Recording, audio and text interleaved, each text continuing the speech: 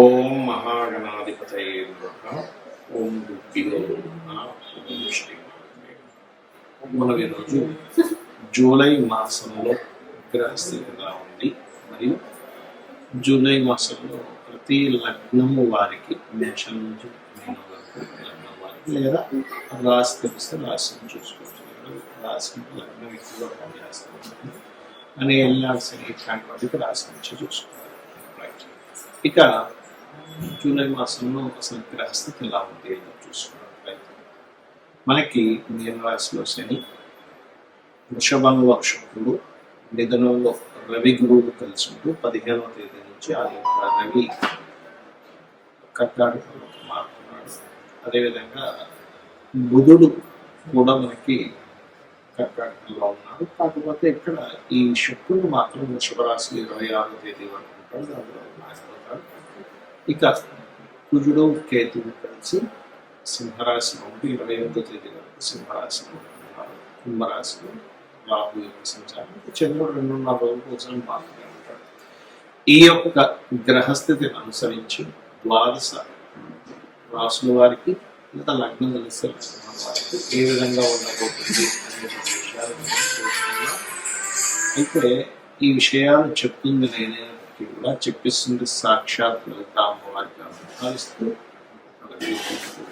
కన్యా లగ్నము, కన్యా రాశి, కన్యవారికి కనుక చూసుకున్నట్లయితే ప్రధానంగా ఇక్కడ మీ యొక్క రాశ్యాధిపతి బుధుడు లాభస్థానంలో ఉన్నందుకు ఎప్పటి నుంచో బ్యాంకింగ్ రిలేటెడ్ సంబంధించిన విషయాల్లోని తండ్రికి సంబంధించిన లేదా హైయర్ ఎడ్యుకేషన్ రిలేటెడ్ సంబంధించినటువంటి విషయాల్లో మీకు చక్కటి అనుకూలమైనటువంటి వాతావరణం కలగనుంది. మరియు దూర ప్రాంతాలకు వెళ్ళడం ద్వారా, అదేవిధంగా రెండవ వివాహం కోసం ప్రయత్నం చేసేటువంటి వారికి వివాహ కారకుడు 9వ స్థానంలో ఉన్నాడు, అనుకూలత ఏర్పడుతుంది. అలాగే భూమి, గృహము ఇటువంటివి కొనుగోలు చేద్దాం అనుకునేటువంటి వారికి అనుకూలత ఉంది. కాకపోతే కొన్ని ఆటంకాలు ఏర్పడి అనుకూలత ఏర్పడుతుంది. ఎందుకంటే మీకు ఇక్కడ 12వ స్థానంలో మీ యొక్క లగ్నము లేదా రాశి నుంచి ఇన్వెస్ట్మెంట్ స్థానంలో కుజుడు కేతు ఉన్నాడు. కాబట్టి భూముల మీద ఇన్వెస్ట్మెంట్ చేసేటప్పుడు ఆ యొక్క మదుపు పెట్టేటువంటి ఏదైతే భూమి ఉందో ఆ భూమి ఏమైనా లిటికేషన్స్ లో ఉందా, సమస్యల్లో ఉందా, గొడవల్లో ఉందా అనేటువంటి తెలుసుకొని ఇన్వెస్ట్మెంట్ చేయండి. ఇష్టపడిన వారిని వివాహం చేసుకోవాలనేటువంటి ప్రయత్నం ఫలిస్తుంది. మరియు మీరు ఎప్పటి నుంచో ఫలానా వ్యక్తితో వివాహం అయితే బాగుంది అనుకునేటువంటివి కూడా కొంతవరకు అనుకూలంగా వస్తూ ఉంటాయి. కాకపోతే 7వ స్థానంలో శని భగవానుడు ఉన్నందుకు ఎంతైనా శని యొక్క సహజ స్వభావం అనేటువంటిది ఆలస్యం చేయడం. కాబట్టి అవతల వాళ్ళ నుంచి రిప్లై రావడం, ఏదైనా ఒక సంబంధం మాట్లాడడానికి వెళ్ళినప్పుడు అవతల వాళ్ళు తొందరగా చెప్పకపోవడం, అదే కాకుండా కుజుడు యొక్క దృష్టి కూడా 7వ మీద ఉన్నందుకు కొంచెం ఏదైనా ఒక వివాహ సంబంధించిన విషయంలో చిన్న చిన్న వివాదాలు కూడా ఏర్పడటం, దాని తర్వాత బాగుండడం జరుగుతూ ఉంటుంది. మొదట్లో వివాదం వచ్చిందంటే తర్వాత సెట్ అవుతుందని అర్థం.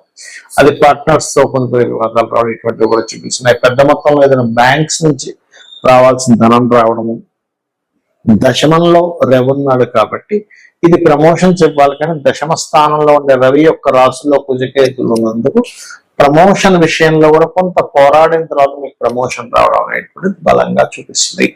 అయితే దైవానుగ్రహము, అమ్మవారి అనుగ్రహం బలంగా ఉంది కాబట్టి మీరు ఎక్కువగా వెంకటేశ్వర స్వామి ఆరాధన చేయడము, శత్రువుపై జయం 6వ స్థానంలో రాహు ఉన్నందుకు ఉంది కావున వెంకటేశ్వర స్వామి ఆరాధన చేయండి. ఏదైనా ఇన్వెస్ట్మెంట్ తప్పనిసరి చేయవలసి వచ్చినప్పుడు నవగ్రహాల్లో కుజకేతు గ్రహాల దగ్గర దీపారాధన చేసి వెళ్ళండి. ఆ యొక్క విషయంలో ఇబ్బంది కలగకుండా ఉంటుంది.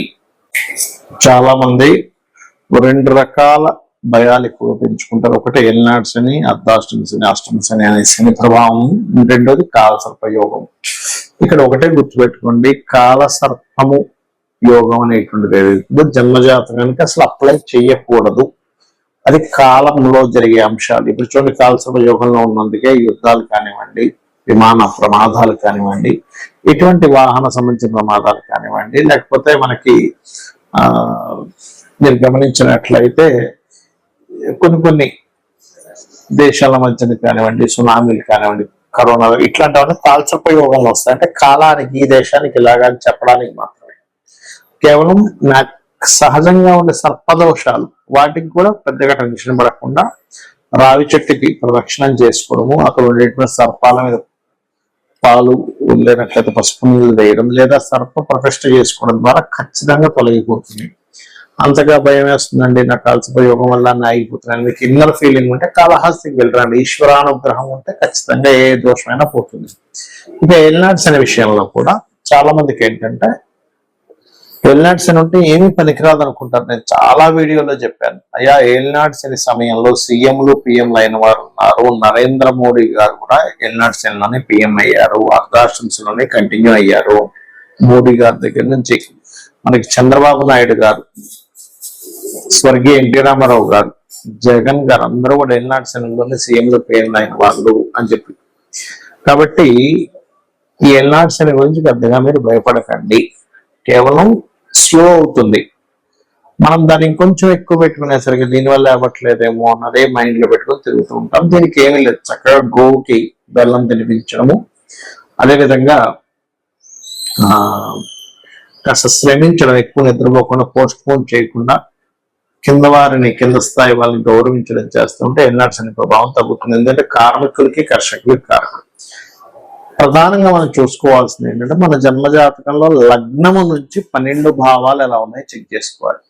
ఎదగలేకపోతున్నాము, శరీర సౌఖ్యం లేదు, శారీరకంగా కష్టమే ఉంది కానీ సుఖం లేదంటే మీ లగ్నం ఎక్కడో పాడైందంటే మీ లగ్నాధిపతి ఎలా ఉన్నాడో చెక్ చేసుకోవాలి. ధనం రావట్లేదంటే ఎంత ప్రయత్నించినా ధనం విషయంలో చాలా ఇబ్బందిగా ఉంది అనుకునేప్పుడు మీ ధనాధిపతి ఎలా ఉన్నాడో చూడాలి. మీ ధనస్థానాధిపతి గనక పాపకర్తెరలో ఉంటే అది ఏ పాపకర్తెరలో ఉందో దానికి సంబంధించిన రెమెడీ చేసుకుంటే, దానం ఇవ్వడమో గ్రహాన్ని దీపారాధన చేయడం ద్వారానో పెరుగుతుంది. లేదా ఇంట్లో ఒక్కోసారి ఉత్తర భాగంలో దోషం ఉన్నా సరే ధనహీనత వస్తుంది. అంటే ఉత్తరంలో కంప్లీట్ గా వైట్ కలర్, నేను చాలా ఇల్లు వాస్తు చూసినప్పుడు వాళ్ళకి ఉత్తరంలో రెడ్ ఎల్లో కలర్స్ ఉండడం, లేదా ఉత్తరంలో బాత్రూమ్స్ ఉండడం వల్ల కూడా వాళ్ళకి దోషాలు ఏర్పడ్డాయి. అది మార్చినప్పుడు వాళ్ళకి అక్కడి నుంచి మళ్ళీ ధనం రావడం జరిగింది వాళ్ళ ఇళ్లలో. అలాగే మరొక విషయం ఏంటంటే ఇక్కడ మీకు సిబ్లింగ్స్ తో పడదు కొంతమంది, ఎందుకు 3వ స్థానం పాడైంది. సో ఎవరితో ఏ బంధువర్గం ఉందో వాళ్ళతో పడదు, దానికి సంబంధించిన విషయంలో కొంచెం జాగ్రత్తగా ఉండడం, వాళ్ళతో రాష్ట్రం చూసుకుంటున్నారు. అదేవిధంగా కొంతమంది ఫలానా చదువుతున్నామండి కానీ నాకు ఎందుకు ఆ చదువు కలిసి రాలేదంటారు. అంటే ఏమిటి, మీ ధనాధిపతి వేటి మూలంగా దానికి సంబంధించి చదవడం మంచిది. అంటే మీకు రవితో ఉన్నాడు, అప్పుడు ఏంటి మీరు మెడికల్ రంగాలు, చంద్రుడితో ఉన్నాడు ఫుడ్ రిలేటెడ్ లేదా ట్రాన్స్పోర్టింగ్ రిలేటెడ్, గురువుతో ఉన్నాడు టీచింగ్, బుధుడితో ఉన్నాడు బిజినెస్ మార్కెటింగ్, ఇట్లా ఒక్కొక్కటి. శుక్రుడితో ఉన్నాడు అందానికి సంబంధించిన, రాహుకేతువులతో ఉన్నాడు ఫార్మా లేకపోతే ఫ్యాషన్, మన ఈ యొక్క సాఫ్ట్వేర్ రిలేటెడ్ సంబంధించినటువంటి, ఇట్లా ఒక్కొక్క గ్రహం దేనితో కలిసి ఉన్నాడు, శాటన్ తో ఉన్నాడు, ఆయిల్స్ లేకపోతే పురాతన సంబంధించి ఇట్లాంటివన్నీ కూడా. అలా ఏంటంటే అసలు మనకి ఎప్పుడు సరైనటువంటి యోగం ఉంది, ఇన్వెస్ట్మెంట్ చేయడానికి సరైన సమయం ఏమిటి అనేది ఆస్ట్రాలజీలో తెలుస్తుంది. చాలా మంది ఇన్వెస్ట్మెంట్ రాంగ్ టైంలో ఇన్వెస్ట్మెంట్ చేసి ఇబ్బంది పడ్డ వాళ్ళని చాలా మంది చూసారు. రైట్ టైం ఇన్వెస్ట్మెంట్ చేయించిన తర్వాత వాళ్ళు అద్భుతంగా వెళ్ళిన స్టేజెస్ నేను చాలా చూసాను. కాబట్టి ఏంటి, ఇన్వెస్ట్మెంట్ ఎప్పుడు చూడాలి, ఇన్వెస్ట్మెంట్ ఎప్పుడు చేయాలి. రాంగ్ టైం ఇన్వెస్ట్మెంట్, రాంగ్ టైంలో మ్యారేజ్ చేసుకోవడం వల్ల కూడా ఇబ్బంది వస్తూ ఉంటుంది. రాంగ్ టైంలో మనము గృహ నిర్మాణం ప్రారంభిస్తాం, అది ఆ సంవత్సరం కరెక్ట్ కదా, అలాంటి నెక్స్ట్ ఇయర్ చేసుకోవడం, లేదా ఒక 3 నెలల తర్వాత ఉంటుంది. అలా ప్రతిదీ కూడా ఇన్వెస్ట్మెంట్ దగ్గర నుంచి, విదేశాలు వెళ్ళడం దగ్గర నుంచి, గృహ నిర్మాణం దగ్గర నుంచి, అదేవిధంగా వివాహం చేసుకోవడం దగ్గర నుంచి అన్ని కూడా మన జ్యోతిష్ శాస్త్రంలో ఫలానా టైం ఈజ్ పర్ఫెక్ట్, మహాదశ అంతర్దశ కరెక్ట్ యోగిస్తుంది ఇక్కడ, లేదా గోచారం యోగిస్తుంది. ఈ రెండిట్లో ఏది యోగించకపోయినా ఆ టైంలో మనం ఆ యొక్క శుభకార్యాలు కానీ మనకి లైఫ్ లో పనికొచ్చేటువంటిది కానీ లాభం వచ్చేటువంటిది చేయడం వల్ల ఎటువంటి లాభము ఉండదు, గుర్తుపెట్టుకోండి.